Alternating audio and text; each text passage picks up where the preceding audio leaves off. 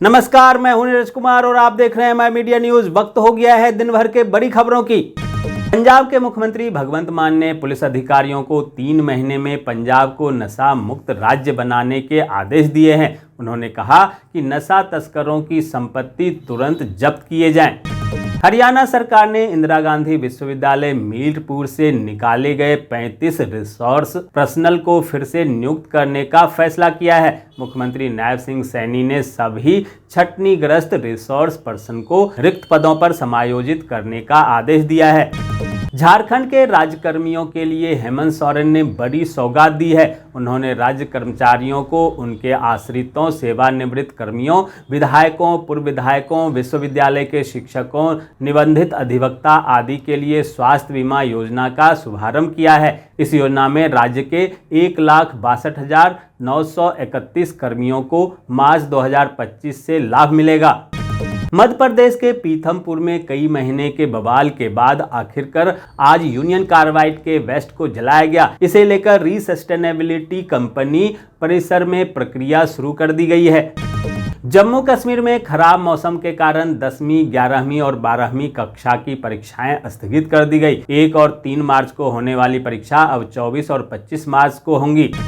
पुणे के Swargate bus stand मामले का आरोपी दत्तात्रेय रामदास गाडे को पुलिस ने पकड़ लिया है। पुलिस ने प्रारंभिक मेडिकल रिपोर्ट के हवाले से बताया है कि आरोपी गांव के गन्ने के खेत में छुपा हुआ था। दोस्तों, आगे बढ़ने से पहले आपसे रिक्वेस्ट है कि अगर आपने अभी तक इस न्यूज़ को लाइक और कमेंट नहीं किया है तो प्लीज़ लाइक और कमेंट कर दीजिए, क्योंकि आपके लाइक और कमेंट का मैं कब से इंतजार कर रहा हूं। और जैसा कि आपको पता है, कमेंट करने वाले लोगों के नाम हम न्यूज़ के लास्ट में बताते हैं, इसलिए न्यूज़ को लास्ट तक जरूर देखिए।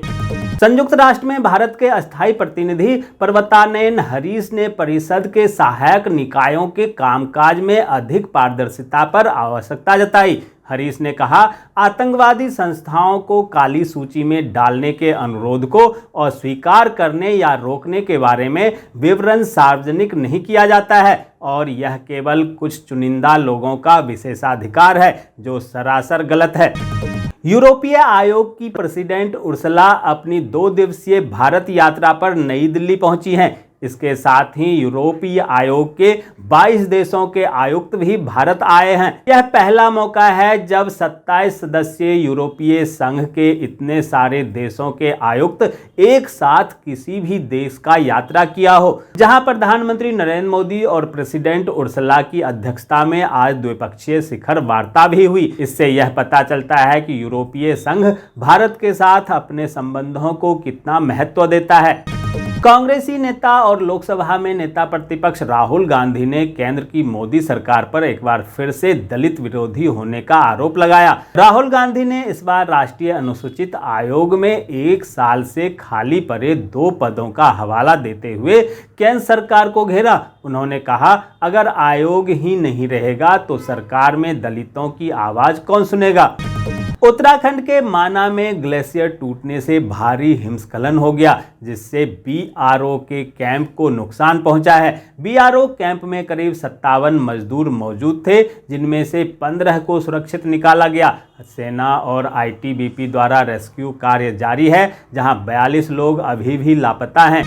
पिछले 24 घंटे में भारत, नेपाल से लेकर पाकिस्तान तक लगभग 6 बार धरती पर भूकंप के झटके महसूस हुए। शुक्रवार की रात नेपाल में 5.5 तीव्रता का भूकंप आया। नेपाल में आए भूकंप के झटके का पटना, सिक्किम और दार्जिलिंग तक महसूस किया गया। इसके अलावा तिब्बत तक धरती डोली। शुक्रवार को सुबह 5:14 पर भूकंप पाकिस्तान में आया। रिक्टर स्केल पर इसकी तीव्रता 4.5 मापी गई। वहीं 27 फरवरी को म्यांमार, तिब्बत, तजाकिस्तान और असम में भी भूकंप के झटके आए।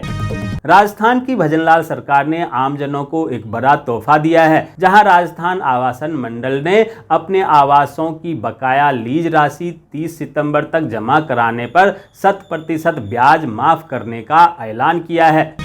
मंगलियावास में उमाराम साहेब की क्षमा बरसी हर्षोल्लास के साथ मनाया गया। इस दौरान सेवा संस्थान के प्रवक्ता प्रभु राम बेरवाल ने बताया कि बरसी महोत्सव में कबीर गुफा आश्रम के सोहन दास महाराज, लुम्बाराम कुटिया धाम महंत हरिदास महाराज, टंकाला धाम महंत मनोहर दास महाराज, बरनी खुर्द धाम के महंत सज्जन दास जी महाराज सहित अनेकों संत महात्माओं ने अपने मुखारबिंद से श्रद्धालुओं को भजनों का श्रवण कराया। पीएम श्री केंद्रीय विद्यालय प्रगति विहार नई दिल्ली ने पीजीटी, टीजीटी और पीआरटी के पद पर भर्ती निकाली है। कैंडिडेट को ऑफिशियल वेबसाइट pragativihaar.kbs.ac.in पर जाकर आवेदन भरना होगा। वक्फ संशोधन विधेयक को केंद्रीय मंत्रिमंडल से हरी झंडी मिल गई है, जहां 10 मार्च से 4 अप्रैल तक बजट सत्र के दूसरे चरण में इसे पेश किया जा सकता है। सूत्रों के मुताबिक 19 फरवरी को आयोजित मंत्रिमंडल की बैठक में 14 बदलाव के साथ इसे मंजूरी दे दी गई है। तुहिन कांत पांडे भारतीय प्रतिभूति और विनिमय बोर्ड सेबी के नए अध्यक्ष होंगे। वह मौजूदा अध्यक्ष माधवी पुरी बुच का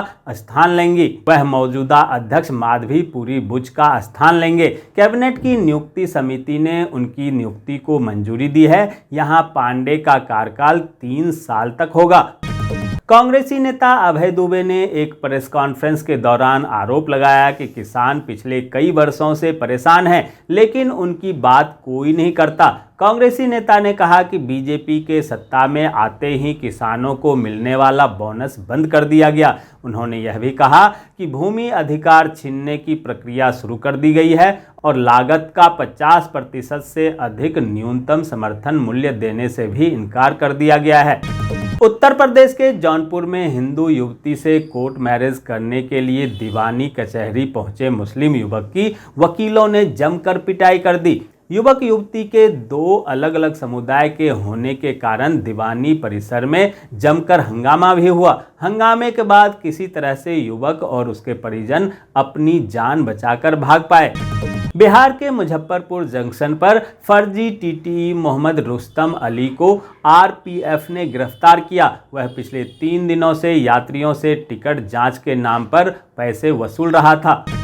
दिल्ली विधानसभा में चल रहे सत्र में पेश किए गए कैग रिपोर्ट में एक नया खुलासा हुआ, जिसमें कहा गया कि जरूरतमंद बच्चों की देखभाल और सुरक्षा प्रदान करने के प्रयास तक तत्कालीन आप सरकार नहीं कर सकी। यहां तक एनजीओ द्वारा संचालित बाल देखभाल संस्थाओं को वित्तीय सहायता देने में भी असफल रही।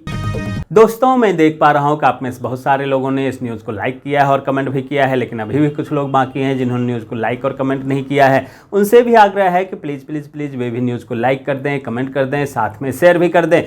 तो ये थी आज दिन भर की बड़ी खबरें। ऐसे ही खबरों से अपडेट रहने के लिए चैनल को सब्सक्राइब कीजिए, नोटिफिकेशन बेल को दबाइए, वीडियो को लाइक कीजिए और ज़्यादा से ज़्यादा शेयर कीजिए, ताकि आप और आपके जानने वाले रह सकें देश और दुनिया के तमाम खबरों से अपडेट।